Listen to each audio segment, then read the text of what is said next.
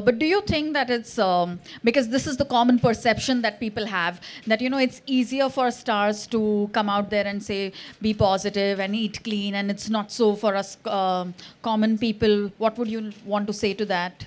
In fact, I think it's easier for the common people to kind of eat clean because there's nothing really that we're doing that's out of the box. Correct. I think we're actually eating what's completely normal and what's made at home.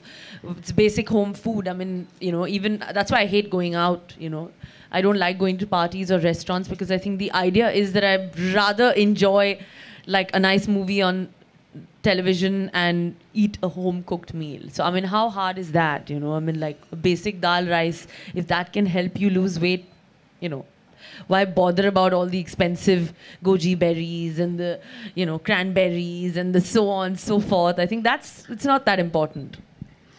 Staying rooted is important. Absolutely. Being true to your culture is important. Yes. Most of the thing is that we just kind of read items blindly. We kind of believe whatever information is out there. If somebody's written a blog, if somebody said this, that now so and so is doing this diet or so and so is doing that, I think then we obviously turn away from our own home cooked food, our own kitchens, and kind of try and go to the expensive stores and say that okay, it has to be good because it's like 5,000 rupees, yeah.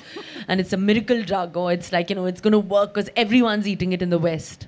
But I think that Indians and our DNA is completely different. At least I can say it from me, that I'm a true blue Punjabi and my DNA is completely different. So I need to have Indian food. I need to have, the basic home cooked meal, even to keep me healthy and happy.